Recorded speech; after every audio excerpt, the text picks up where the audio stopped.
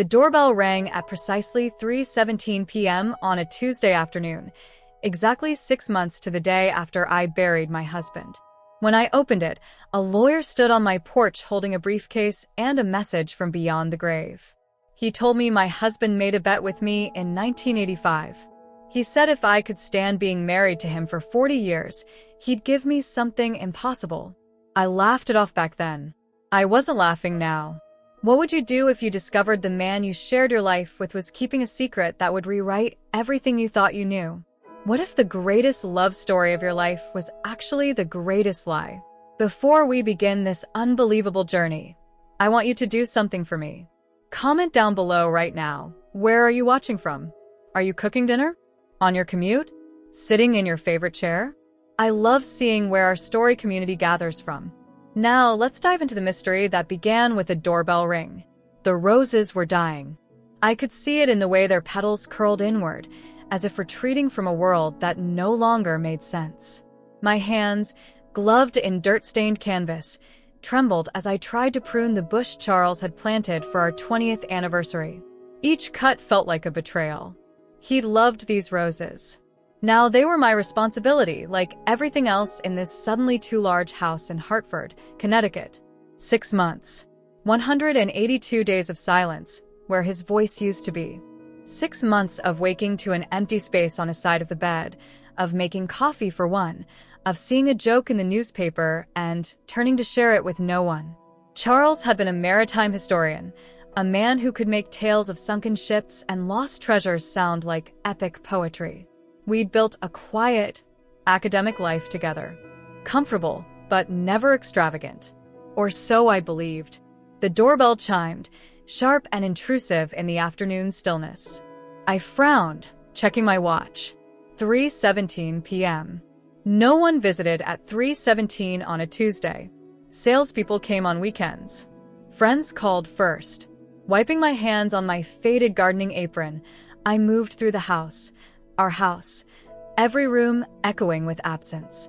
When I opened the door, the man on my porch looked like he'd stepped out of a corporate film. Mid-50s, immaculate charcoal suit, leather briefcase that gleamed with expensive polish. His expression was one of solemn purpose, perfected in some elite law school. "Mrs. Blackwood," he said, his voice a smooth, practiced baritone. "My name is Edmund Thornfield, of Thornfield and Associates. I have some rather extraordinary instructions from your late husband. I was to deliver them precisely 6 months after his passing." The world tilted slightly. My hand tightened on the doorframe. "Instructions? Mr. Thornfield, my husband's will was settled months ago. The house, his pension, our savings, everything was quite straightforward." "This matter exists outside standard probate," he replied, his gaze steady and unblinking. "May I come in? What I need to discuss is of a most unusual nature." Unusual. The word hung between us, heavy with implication. I led him to the living room, suddenly conscious of its comfortable shabbiness. The sofa we'd bought when the children were teenagers, the bookshelves sagging under the weight of history texts, the rug worn thin between Charles's favorite armchair and the kitchen. Mr. Thornfield's eyes did a swift, discreet inventory. It wasn't judgment I saw, but appraisal, as if he was assessing value and finding it lacking. He settled into Charles's chair without asking. The familiarity of it felt like a violation. "Mrs. Blackwood," he began, placing his briefcase on our coffee table. "Your husband came to my firm in 1985. He left very specific instructions regarding a bequest. A bequest contingent upon particular circumstances." 1985. The year floated up through layers of memory. We'd been so young. Newlyweds, really. That's nearly 40 years ago. What kind of bequest requires 4 decades of waiting? He leaned forward slightly, the leather of his briefcase creaking. The kind that depends on the completion of exactly 40 years of marriage. A chill, colder than the grave, sharper than grief, slid down my spine. The room blurred, the lawyer's serious face dissolving. Suddenly, I was 28 again, standing in the steamy kitchen of our tiny apartment in New Haven. I was pregnant with Peter, my feet swollen, laughing as Charles attempted meatloaf from a library cookbook. The air had smelled of burning ketchup and hope. He'd wrapped his arms around my expanding waist, his chin resting on my shoulder. "You know, Lillian," he'd murmured, his voice warm with cheap fear and love. "If you can stand being married to me for 40 years, if you can tolerate my snoring and my terrible cooking and my obsession with rusty ship nails, I'll give you something. Something impossible to imagine." I'd laughed, turning in his arms. 40 years sounds like forever, Charlie. We've barely managed 5. His eyes had sparkled with that boyish mischief that first drew me to him across a crowded university library. "I'm serious. A bet.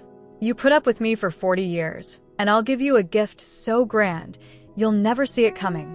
We'd kissed, and the conversation had been swallowed by the everyday chaos of impending parenthood, forgotten like so many sweet, silly promises made in the dark. I'd never thought of it again, had assumed, with the gentle condescension of long-married love, that he'd forgotten it too. "Mr. Thornfield," I said, my voice barely a whisper, "are you telling me my husband remembered some newlywed fantasy?" "Mrs. Blackwood, your husband never forgot anything that mattered to him, and this promise mattered a great deal." He opened his briefcase with a precise click. From within, he withdrew 3 items, placing them on our worn coffee table like sacred relics. First, a key. But no key I had ever seen. It was heavy, ornate, unmistakably ancient. Forged from golden metal, its bow was an intricate tangle of Celtic knotwork, set with small, dark jewels that drank the light. It looked like it belonged in a museum display case, labeled Artifact, 15th century. Second, a sealed envelope. My name, Lillian, was written across the front in Charles's careful, scholarly script. Seeing that handwriting now was a physical blow. Third, a smaller, modern envelope, crisp and white. "Your husband's instructions were explicit," Thornfield said. "If you completed exactly 40 years of marriage, which you did, Mrs. Blackwood, by precisely 11 days before his passing, I was to give you this information." I reached out, my fingers hovering over the key. It felt cold, dense with centuries. "What does it open?" "The letter will explain. However, I must emphasize one of your husband's most specific directives." He met my eyes, his gaze unyielding. "You are to handle this matter entirely alone." He was adamant that you not involve your children or any other family members in whatever you discover. That snapped me back. Not involve Peter and Olivia? Our son, the pragmatic accountant in Boston. Our daughter, the ambitious interior designer in New York. That's absurd. We're a close family. I am merely conveying his wishes. He was quite emphatic on this point. After Mr. Thornfield left, his business card a stark white rectangle beside the artifacts, I collapsed into Charles's armchair. The leather still held the faintest ghost of his pipe tobacco. I held the impossible key in one hand, the envelope in the other. 40 years. 40 years of mortgage payments and parent-teacher conferences, of whispered fears in the dark and jubilant celebrations in sunlight. 40 years of loving a man I thought I knew down to the marrow of his bones. This felt different from his usual surprises, the unexpected weekend at a coastal inn, the first edition poetry book found in a dusty shop. This felt seismic, dangerous. With trembling fingers, I broke the seal. "My dearest Lillian, if you're reading this, you kept your end of our bargain. You stayed. For 40 years. It also means I'm not there to see your face, and for that, I am more sorry than I can express. Do you remember? Our tiny kitchen, 1985. The impossible gift. You laughed, but I meant every word. I've spent the better part of our marriage making that promise come true. The address in the second envelope will lead you to what I've prepared for your future. A future I dreamed we would share, but which you must now explore without me. Lillian, this is the most important instruction I will ever give you. Go to Scotland. Alone. Do not tell Peter and Olivia about this letter or what you find. This will seem harsh, but trust me. Our children love you, but their interest in what I've prepared might complicate that love. Their world is one of balance sheets and client presentations. What I've built belongs to a different realm. Use the key. Enter the castle. And remember, you have always been my queen, even when you didn't know you deserved a crown. All my love, always and forever. Charles. I read it once. Twice. 3 times. Each word was his, but together they formed a message from a stranger. Castle? Scotland? We'd never owned property beyond this house. Our most extravagant trip was a cruise to Alaska for our 30th, booked on a sail. With numb fingers, I opened the smaller envelope. Ravenswood Castle, Glenmorich, Inverness-shire, Scotland. A castle. He'd written castle. Driven by a disbelieving dread, I stumbled to the old desktop in his study. My fingers fumbled over the keys. Ravenswood Castle, Scotland. The search results loaded. My breath caught. It was real. A 16th century fortress in the Scottish Highlands, photographs showing a formidable structure of grey stone with towers piercing a misty sky. It was the stuff of legend. And according to every historical site and property database, it was privately owned. Not a hotel, not a museum, a private residence. There were no listings, no names. A ghost. I sat back, the monitor's glow the only light in the darkening room. The key was heavy in my lap. The evidence was physical. The lawyer was real.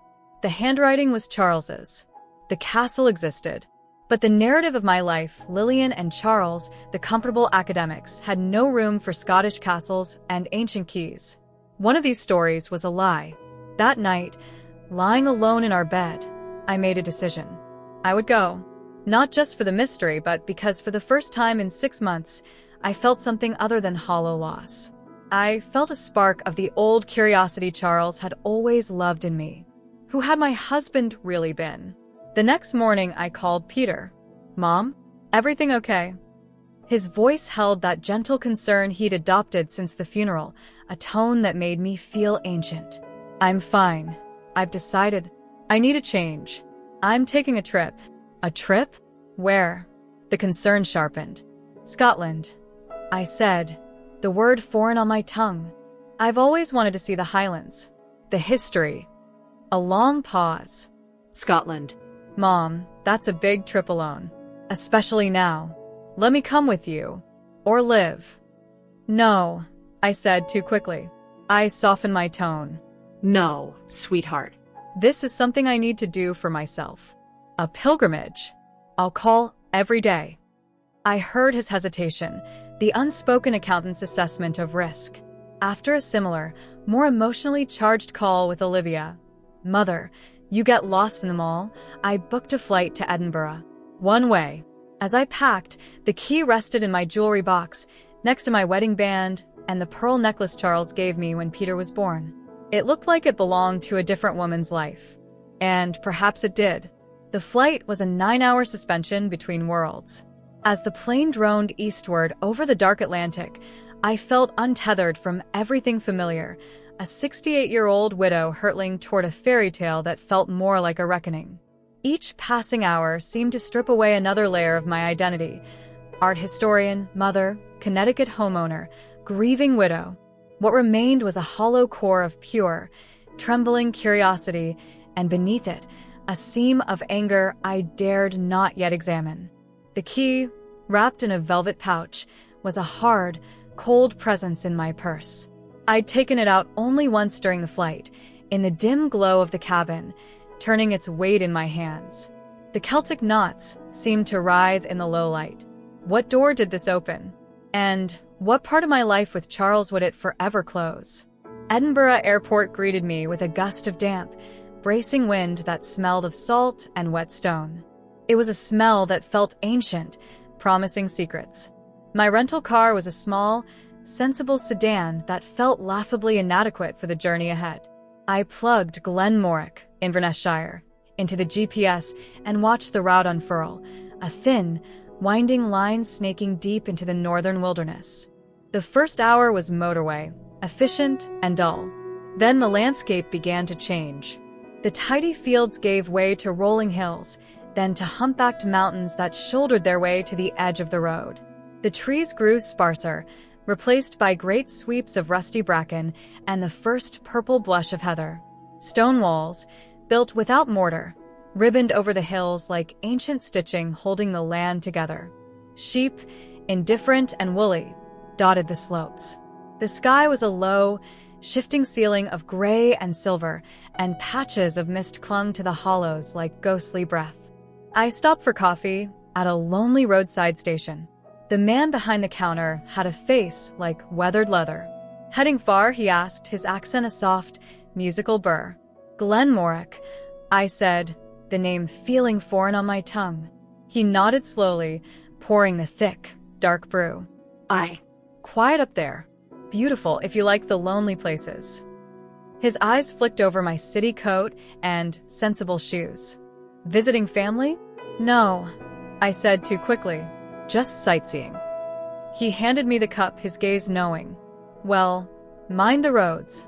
They have a way of narrowing when you're not looking. Back in the car, his words echoed. The lonely places. Was that what Charles had chosen for me? A magnificent solitude? As I drove deeper, civilization shed itself completely. The GPS instructed me onto a single-track road, with occasional passing places carved into the verge. For miles, I saw no other cars, only the occasional startled pheasant bursting from the heather. The mountains grew more imposing, their peaks shrouded in cloud. Locks, dark as polished slate, appeared suddenly around bends, reflecting the brooding sky. The sense of being an intruder in a vast, primordial landscape was overwhelming. This wasn't the Scotland of tourist brochures.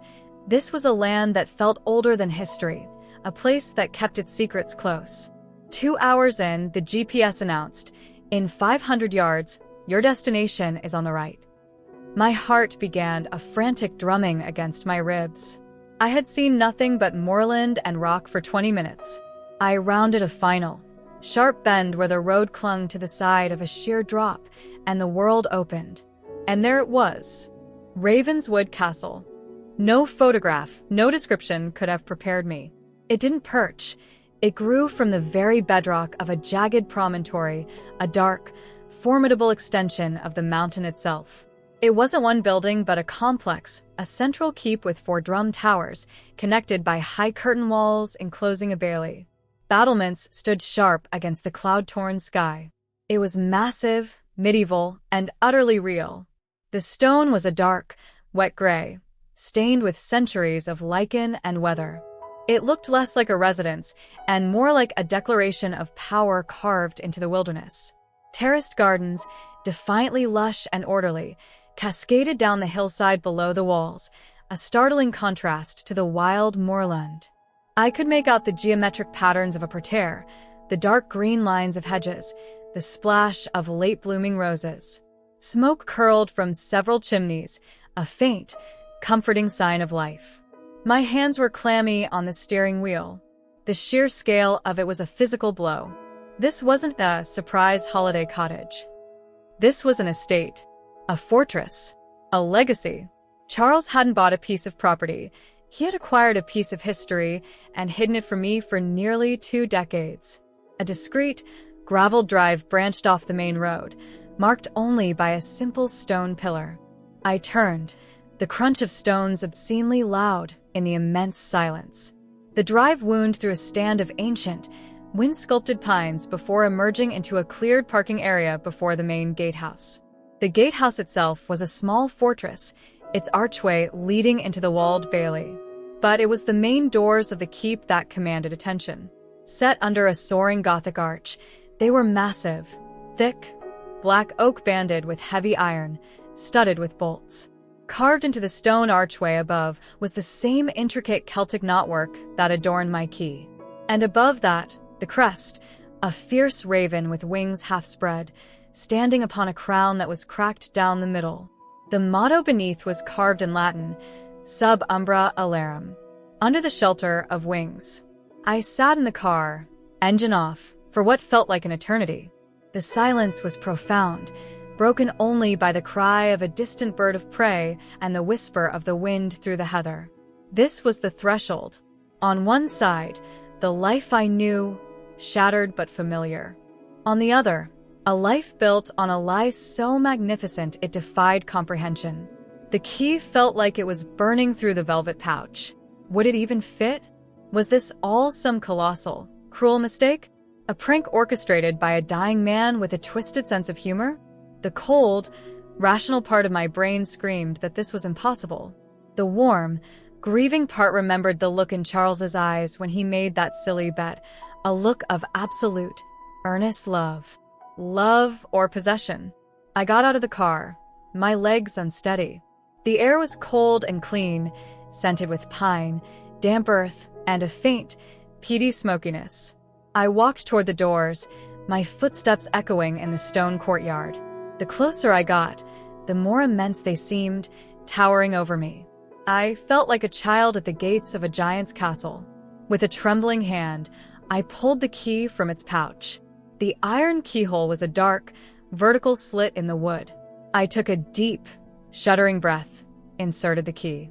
It slid in with surprising ease, the intricate teeth meeting no resistance until it was fully seated. It was a perfect fit. I turned it clockwise. The sound that followed was not the groan of ancient timber, but a deep, smooth clunk of a modern, heavy-duty lock disengaging. The mechanism was well-oiled, silent. I pushed against the oak. The right-hand door swung inward without a sound, on hidden, precision hinges. Beyond was darkness, and a wave of air that smelled of wood smoke, beeswax, and stone. The cold, dry smell of great age. I stepped across the threshold. My eyes adjusted to the dim light filtering through high, narrow windows. I was standing in the great hall. It was breathtaking. A vaulted ceiling of dark, smoke-stained beams soared 3 stories above a flagstone floor worn smooth by centuries of footfalls. A fireplace large enough to park my car in dominated one wall, its mantel carved with scenes of a hunt. Tapestries, faded but magnificent, depicted mythical beasts and heraldic symbols. Suits of armor stood sentinel in corners. A double staircase of carved oak swept up to a minstrel's gallery that ran around 3 sides of the hall. It was like stepping into a history book. But it wasn't a museum. It felt lived in. The fire in the hearth was banked but warm. Flowers, fresh-cut dahlias and asters, stood in a copper urn on a massive refectory table. There was no dust, no neglect. This place was cared for, loved, and waiting. "Good afternoon, Mrs. Blackwood. We've been expecting you." The voice, a soft, cultured Scottish baritone, came from my left. I jumped, my hand flying to my chest. A man had materialized from an alcove near the stairs. He was elderly, perhaps in his late 70s, but stood with ramrod straightness. He was dressed in a formal butler's suit of charcoal gray, immaculate and old-fashioned. His hair and neatly trimmed beard were white as snow, and his eyes, a pale, sharp blue, held an expression of profound kindness that somehow made my disorientation worse. "Expecting me?" I managed to whisper, my voice swallowed by the vast space. "I am Henderson, the head of household at Ravenswood. Mr. Blackwood left very detailed instructions regarding your arrival and your comfort during your stay." He gave a slight, precise bow. His accent was soft Highland, overlaid with a polish that spoke of a lifetime in service to aristocracy. "Head of household. Instructions," I parroted, feeling stupid. "How long have you worked here?" "For my husband." "For 15 years, madam. The entire staff has been preparing for your arrival for quite some time." 15 years. The number detonated in my mind. Charles had been coming here, employing a staff, maintaining this institution for 15 years. That meant he'd started this parallel life when Peter was in high school and Olivia in middle school. When I was busy with parent-teacher associations and department meetings, he was here, in this hall, making plans that excluded me utterly.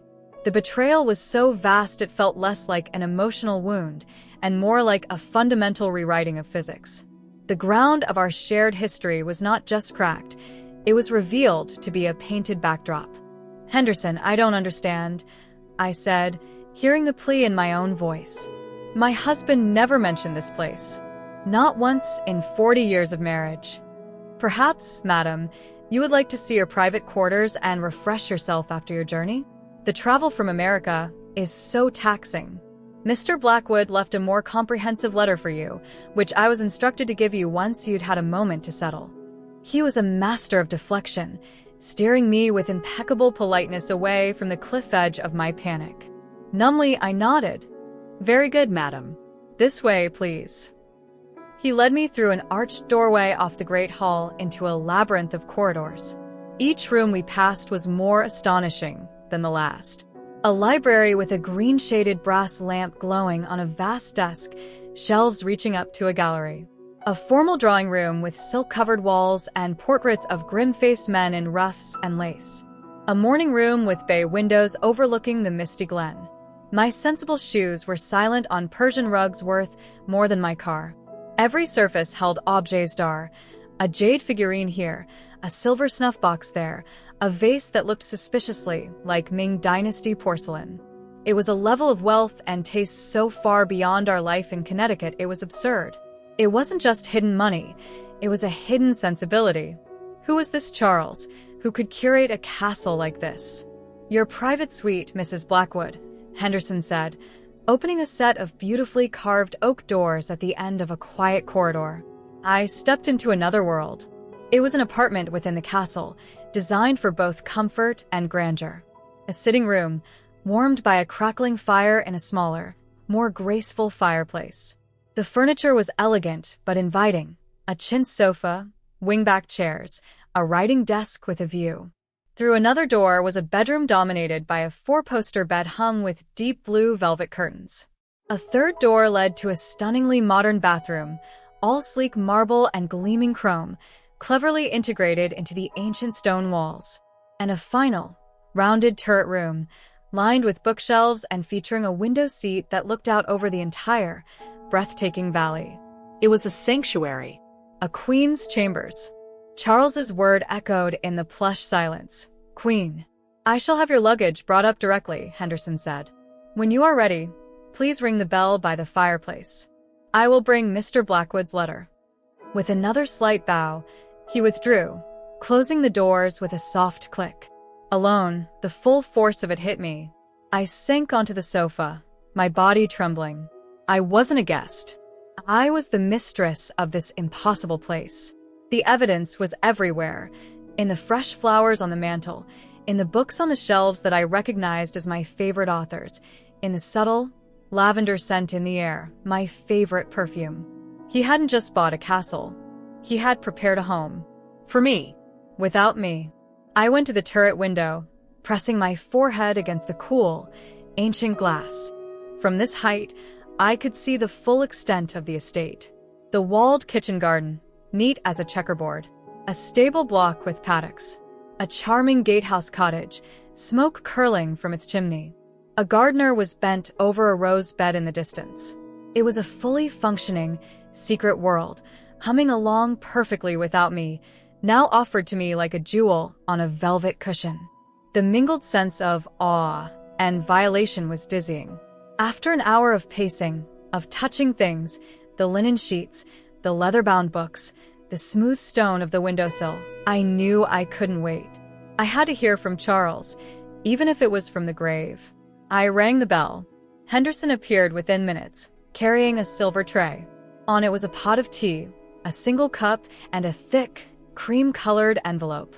It was sealed with a large disc of dark blue wax, imprinted clearly with the raven and cracked crown crest. "Mr. Blackwood was most specific that you read this in private, madam," Henderson said, placing the tray on a table beside me. "He instructed that you take whatever time you need to process the information it contains. There is no expectation, no schedule."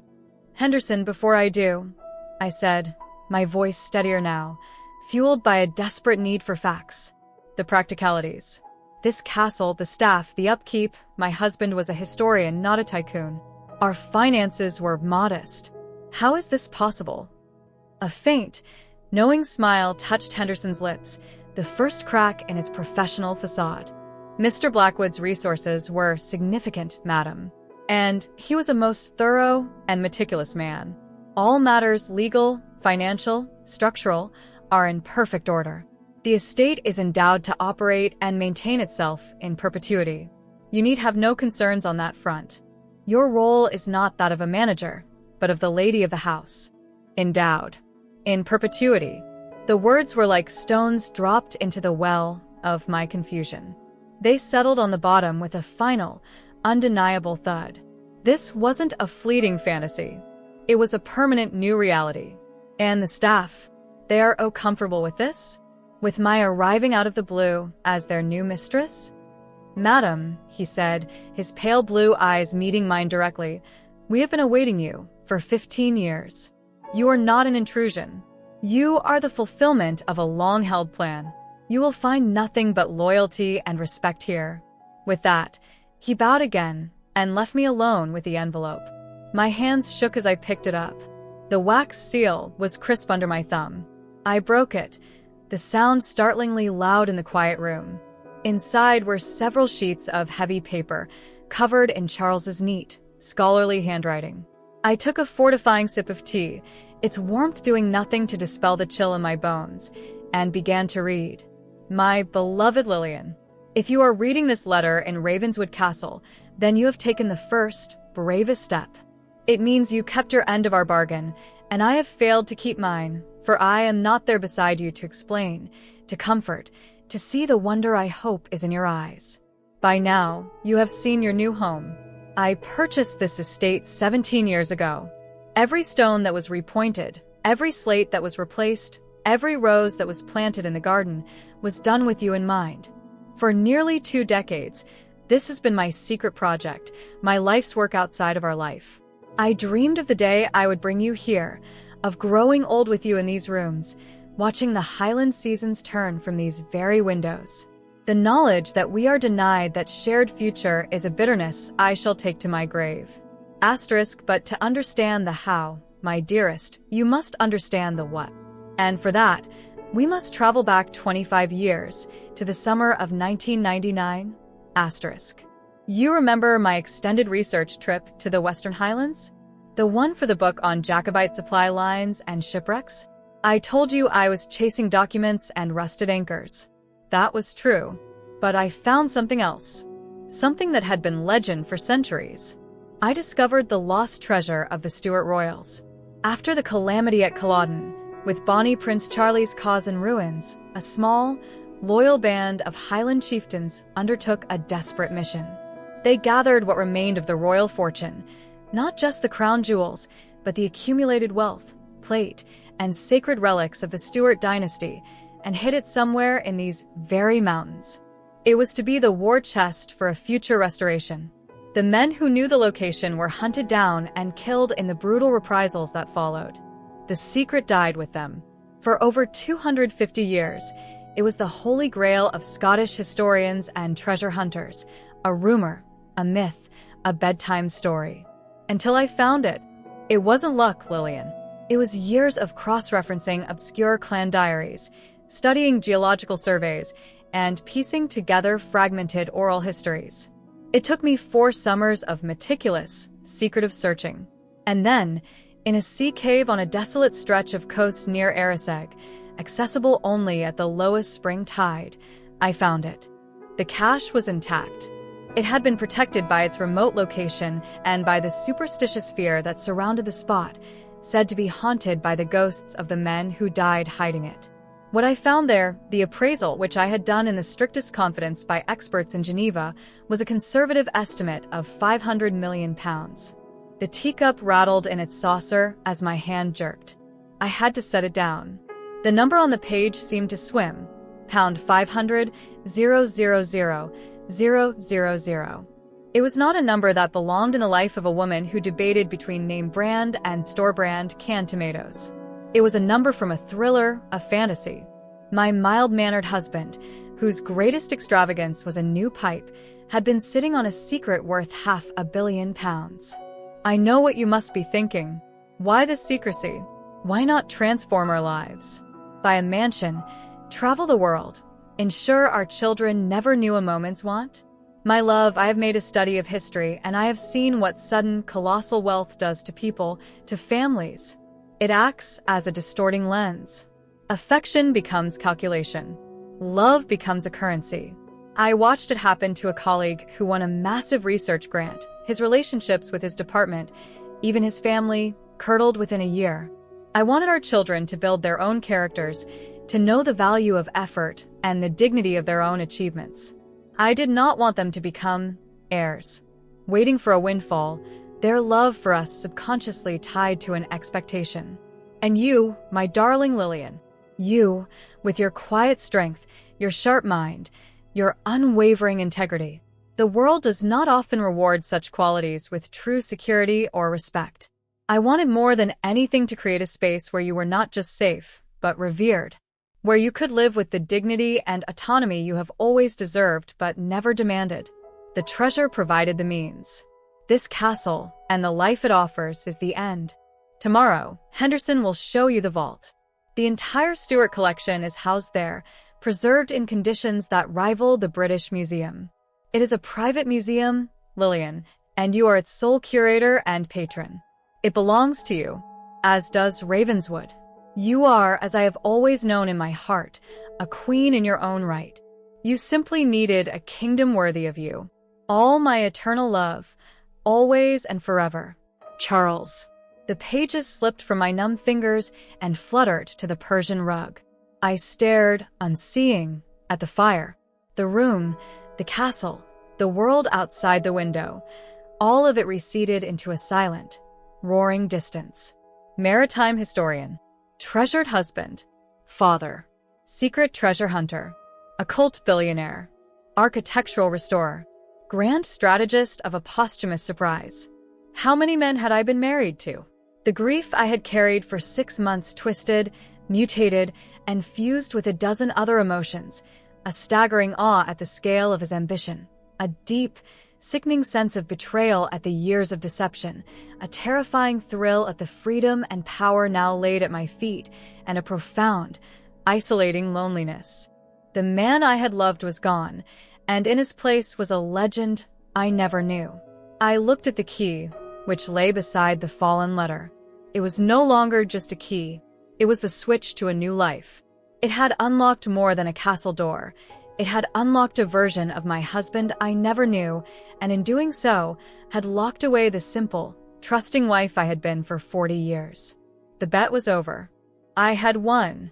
And as I sat in my silent, glorious prison, I began to understand that the real challenge, the impossible gift, was not the treasure, but figuring out who I was supposed to become now that I had it.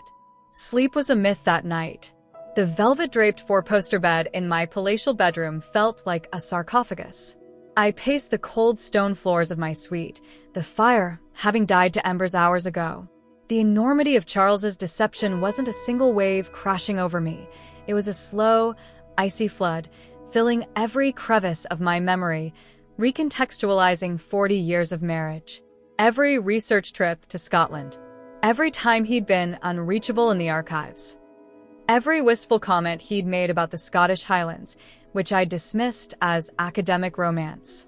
They weren't memories anymore. They were evidence. The man I'd shared a bed, children, and a life with had been living a parallel existence, and I had been the oblivious protagonist in my own dull, domestic story. By dawn, a brittle, clear-headed resolve had formed. I couldn't live in this beautiful, haunting question mark. I needed to see the vault.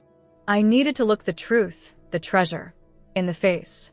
Henderson appeared at my door at precisely 9, as if sensing my vigil. His expression was one of respectful solemnity. "The vault, madam?" he asked, and it sounded less like a question and more like an initiation. "Yes, Henderson. I need to see it." The journey downward felt like a descent into the underworld.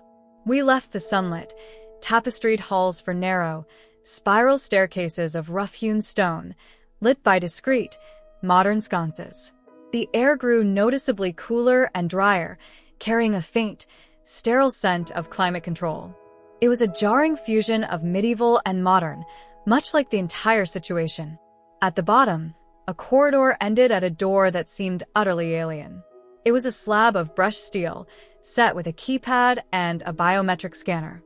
Henderson shielded the keypad with his body as he entered a long code, then pressed his thumb to the scanner. A green light blinked, and the door released with a soft hydraulic hiss. "Your husband insisted on the highest standards of preservation and security," Henderson explained, his voice echoing slightly in the stone passage. "The systems are independent, with redundant power and communications. This vault is perhaps the most secure private facility in the Highlands." I stepped inside, and for a moment, my brain refused to process what my eyes were seeing. It wasn't a room, it was a museum wing carved into the living rock. The ceiling was vaulted stone, but the walls were lined with pale, non-reflective panels. The lighting was perfect, cool, even, and devoid of UV, highlighting each artifact without glare. The floor was a dark, non-slip composite. The silence was absolute, a pressurized hum of technology, holding history in stasis. And the history, it glittered. The first chamber held the crowns. Not just Mary's circlet, but a progression of Scottish sovereignty. A simple, brutal iron band said to have been worn by Robert the Bruce. A delicate silver filigree piece from the early Stuart kings. And finally, a staggering piece in the center of the room, the crown of Scotland, or a perfect, priceless replica of its lost original. Solid gold, set with deep purple amethysts, fiery cairngorms, and a single, pigeon's egg-sized ruby at its apex. Its placard, in Charles's writing, stated simply, "Reconstructed from contemporaneous descriptions and fragments recovered from the cache. The ruby is original, known as the Heart of Bruce." I moved past them, lightheaded. Next came the secular treasures, a chest set with pieces carved from ivory and jet, the kings and queens wearing tiny, real gemstone crowns. A ceremonial dirk, its handle wrapped in gold wire, its scabbard encrusted with sapphires in the shape of the saltire. A drinking horn, rimmed in silver, that had supposedly passed from chieftain to chieftain for 300 years.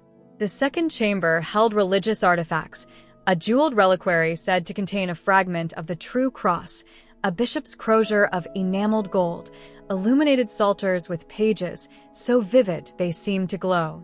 But it was the third and final chamber that stole the last of my breath. It was a perfect, intimate throne room.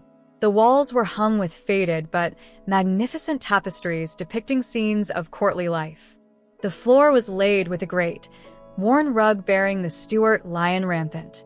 And on a raised stone dais, under a single, dramatic spotlight, sat the oak throne of Scone.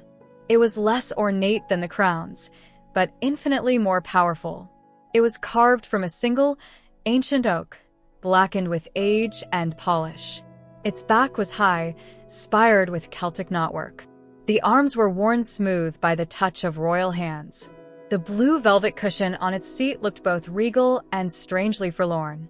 "He found it in pieces." Henderson's voice was hushed, reverent.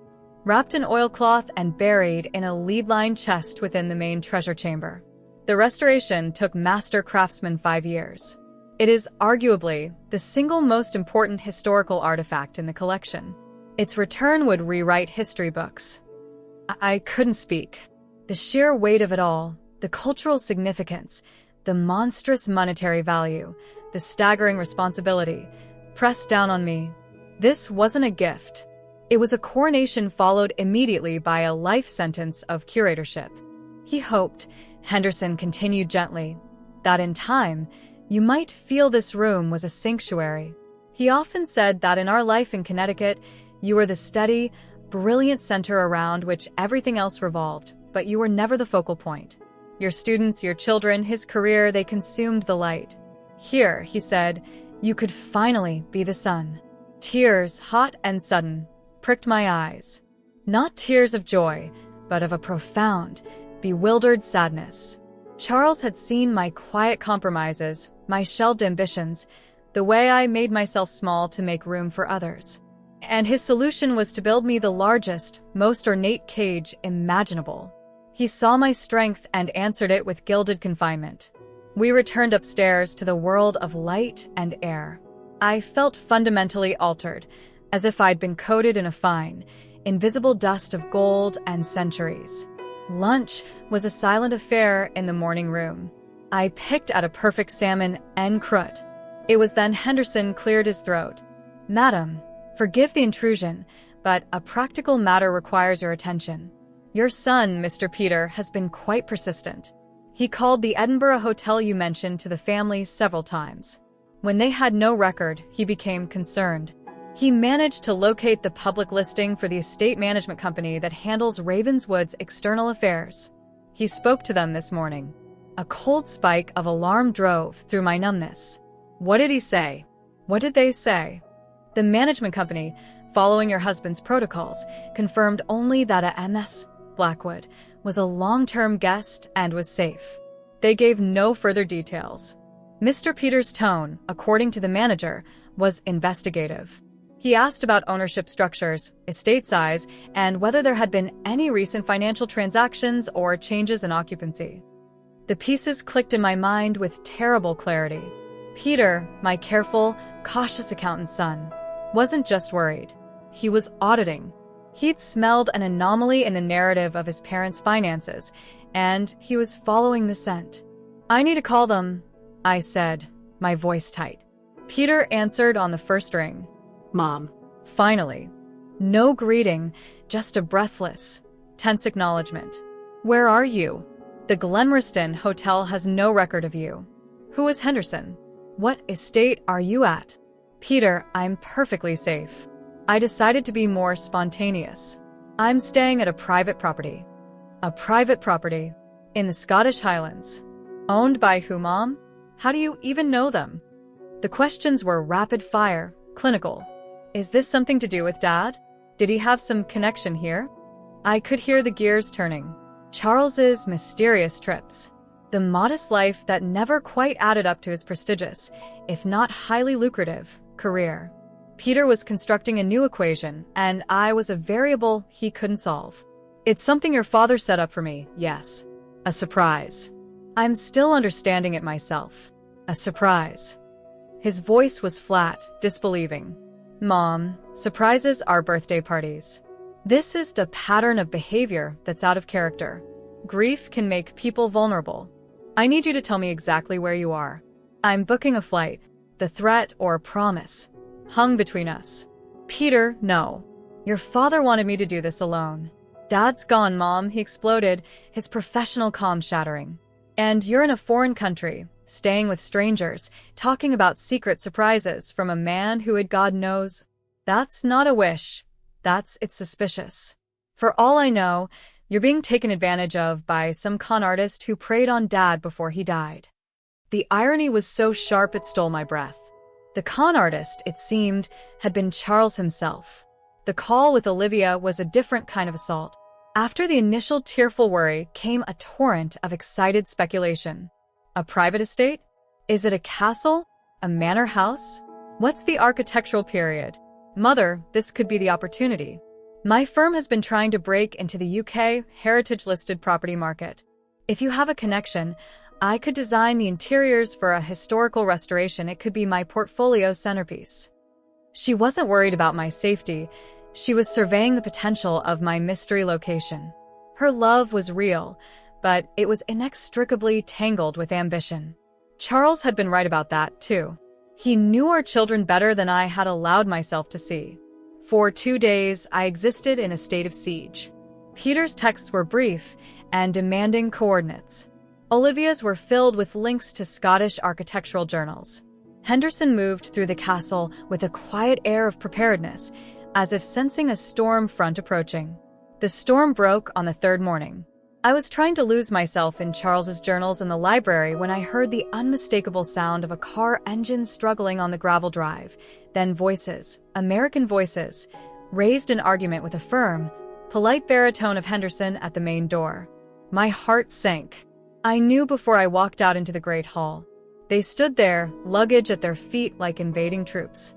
Peter, in a practical rain jacket, his face a mask of strained concern and triumph. Olivia, in designer boots and a cashmere wrap, her eyes wide as they darted from the towering fireplace to the ancient banners, already cataloging, appraising. "Mother," Peter said, striding forward. "Thank God. What is this place?" "You shouldn't be here," I said, my voice colder than I intended. We had to be here, Olivia breathed, not taking her eyes off a 17th century portrait. This is unbelievable. Is it all original? Who owns it? I do, I said. Two heads swiveled toward me. The silence was absolute. You what? Peter managed. Ravenswood Castle. It's mine. Your father left it to me. The explanation that followed in the drawing room was the most painful performance of my life. I gave them a sanitized version. Charles had made a shrewd property investment years ago, a hobby of sorts, and had kept it as a surprise. I showed them the key, the letter, with the £500 million sum carefully omitted. I watched their faces cycle through stages of shock, disbelief, and then, inevitably, calculation. Peter's mind was a visible spreadsheet. The maintenance costs on a place like this must be astronomical. Property taxes, staff, insurance. Mom, the liability is enormous. We need to get a full assessment. There might be debt attached. This could be a white elephant. Olivia was already on her phone, taking pictures of the molding. It's a gold mine, Peter. Don't be so negative. This could be the most sought-after wedding venue in Scotland. Or a boutique hotel. The PR would be incredible. Historians' secret castle legacy. We could get a spread in town and country. They weren't listening to me. They were negotiating with a new business entity called Mother's Inheritance. The tour of the vault was the point of no return. Henderson, at my hesitant nod, let us down. As the steel door hissed open, revealing the glittering chambers, the last pretense of familial concern evaporated. Peter went dead silent, his face pale. He wasn't looking at history. He was looking at liquidity. His fingers twitched as if mentally operating a calculator. Insured value? He finally whispered to Henderson, who merely gave a slight, disapproving shake of his head. Olivia let out a small, choked sound. She drifted to the crown of Mary, Queen of Scots, her hand rising before she snatched it back. It's like the crown jewels, she breathed. But private. Do you know what this means? We wouldn't just be rich.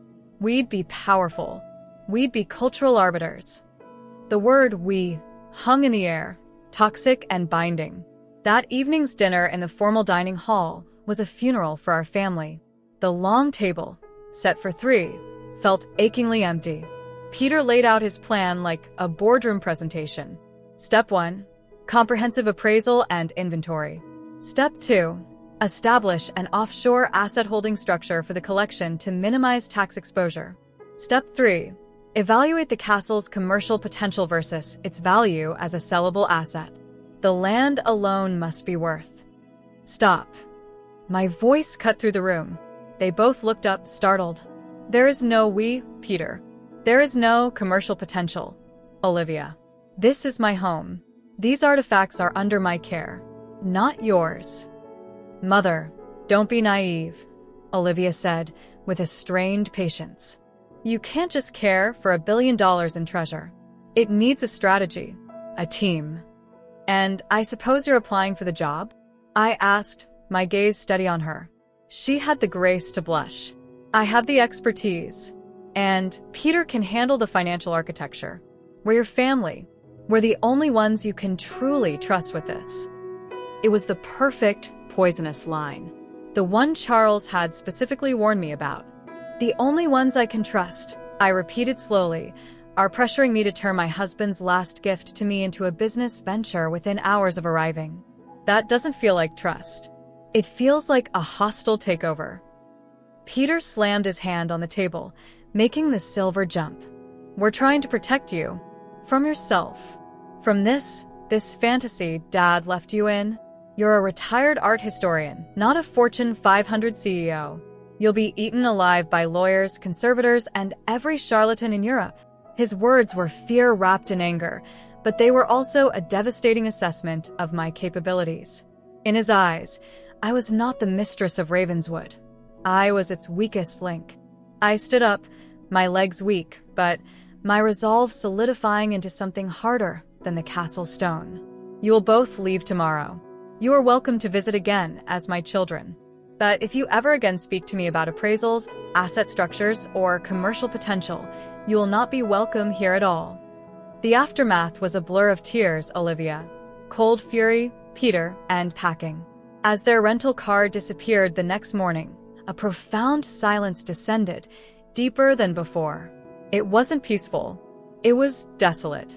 I retreated to the turret room, the letter and key before me. Henderson brought tea, his presence a quiet comfort. "He did foresee this, madam," he said finally. He said the treasure would act as a mirror, showing people's true reflections. He feared their reflections would be of gold, not of family.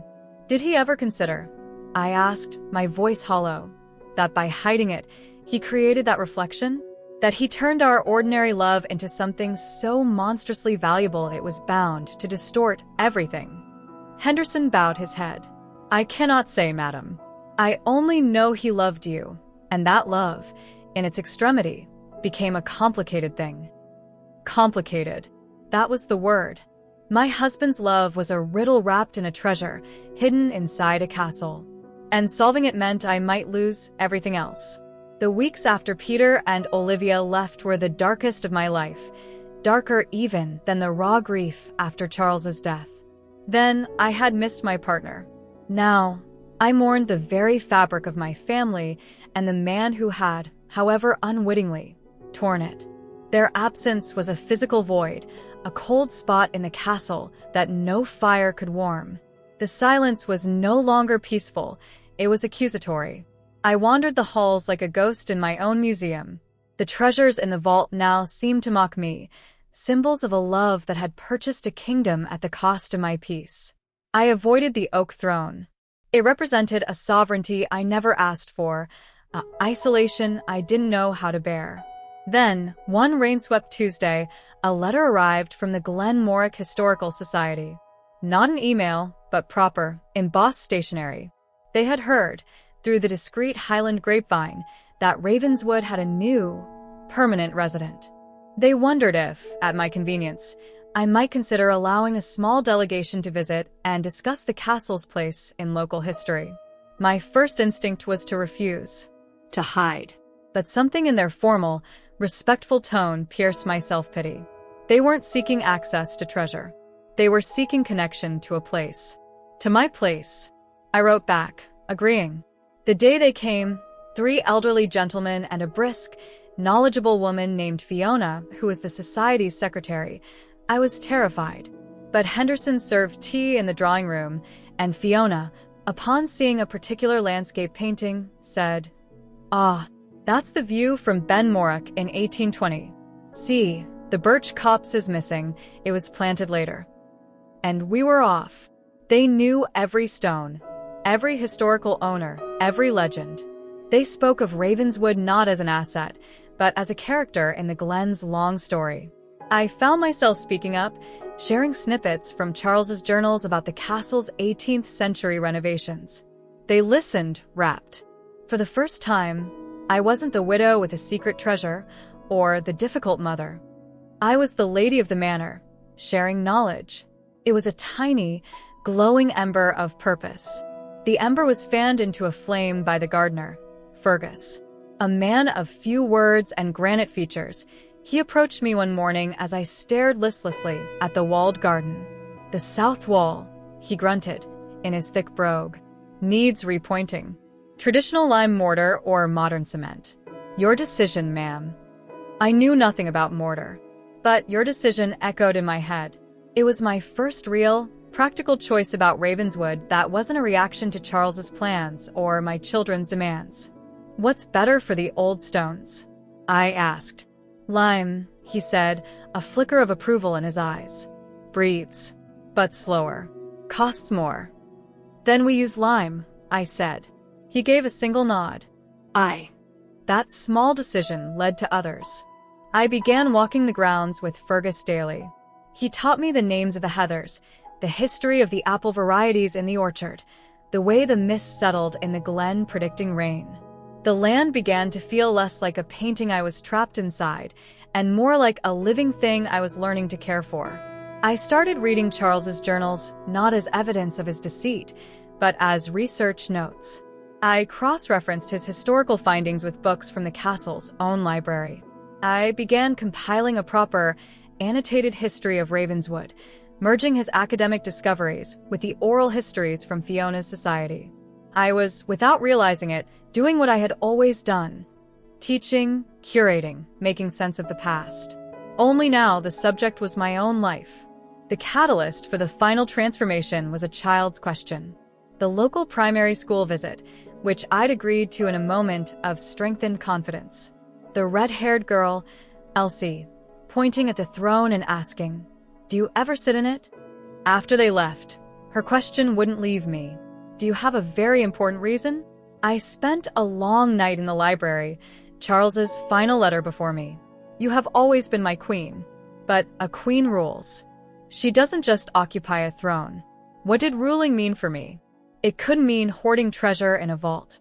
It couldn't mean living in isolated splendor. An idea, slow and then with startling clarity, began to form. It was a synthesis of everything I was learning: the historical significance of the place, the needs of the community, my own skills, and the overwhelming resource Charles had left. I wouldn't sell. I wouldn't turn it into a hotel. I wouldn't let it become a source of family warfare. I would make it a gift, but on my terms. I called Mr. Thornfield. "I want to establish a foundation," I told him. "The Ravenswood Trust." I laid out my vision. The treasure would be its permanent endowment. The interest would fund 3 things. First, a full-time conservator to care for the collection and make it available for legitimate scholarly study by appointment. Second, a scholarship program for Scottish students in historical preservation and archaeology. Third, grants for the preservation of other historic sites in the Highlands. The castle itself would remain a private residence, my home, but the gardens and the Great Hall would be open to the public 1 weekend a month, with all proceeds funding the local school and historical society. I would personally lead tours, telling the stories of the castle and the glen. Most importantly, I dictated a clause to be ironclad in the trust deed. Upon my death, the castle, land, and collection would pass entirely to the Ravenswood Trust. It would never be inherited, sold, or broken up. My children, or their children, could serve on the board, but only if they demonstrated a genuine commitment to its philanthropic and educational mission. The power of the treasure would be forever channeled into preservation and learning, not personal enrichment. It was my queen's gambit. I was taking the ultimate symbol of Charles's possessive love and transforming it into a legacy of communal good. I was securing my home while ensuring its soul would outlive me, uncorrupted by the very dynastic tensions Charles had feared. The paperwork took months. During that time, I wrote 2 more letters. One to Peter, one to Olivia. I told them about the foundation. I explained it was my choice, my peace, and the only way I could honor their father's gift without letting it destroy what remained of our family. I told them they were welcome at Ravenswood, always, but as family, not as advisors or stakeholders. The door was open, but the vault, figuratively and literally, was closed. The silence that followed was long and heavy. Then one afternoon, an email from Peter appeared. "Mom, I've read your letter a dozen times. Liv and I have been talking. The foundation, it's a good idea. More than good. It's noble. It's the kind of thing Dad would have admired if he could have seen past his own secrecy. I'm sorry For how we came at you. We were terrified, and we showed it in the worst way. We treated you like you were incompetent when you were just grieving and shocked. The truth is, you're handling something of incomprehensible scale with more integrity than we did. I don't need to be on any board. I just want to see you. To see the castle through your eyes, not a balance sheet. If the invitation is still open, I'd like to visit. Just as your son, Peter." Olivia's reply came an hour later, a simple text. "I'm so ashamed, Mom. Can I please come and see your garden? I'll bring my own wellies. No spreadsheets, I promise." They came together, a united front of contrition. The visit was tender, awkward, and healing. We didn't speak of the vault. Peter helped Fergus with the lime mortar, getting sincerely dirty. Olivia designed not a commercial plan, but a beautiful, hand-drawn guidebook for my public tours. We cooked simple meals in the castle's huge kitchen and laughed, the sounds strange and wonderful echoing in the halls. On their last evening, We sat in the great hall after dinner, the fire casting dancing shadows on the stone.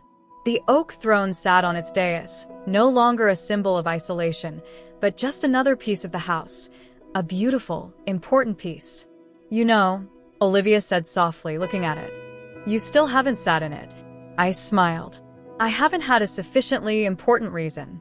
Peter leaned forward, a gentle challenge in his eyes. What's more important than this? Than making it through all of this? Than building something new from all that gold and history and mess? I looked at their faces, lit by firelight.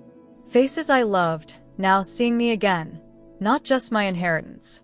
I looked around the hall, at the castle I had learned to care for, the community I was beginning to belong to, the future I had architected from the ruins of a shocking secret. I stood. I walked to the dais. I turned and sat in the oak throne of scone. It was, as before, hard and uncomfortable. But this time, the view was different. From here, I saw not a lonely kingdom, but a full hall. I saw my children. I saw Henderson standing respectfully in the doorway, a faint smile on his face. I saw the ghosts of history, not as judges, but as witnesses.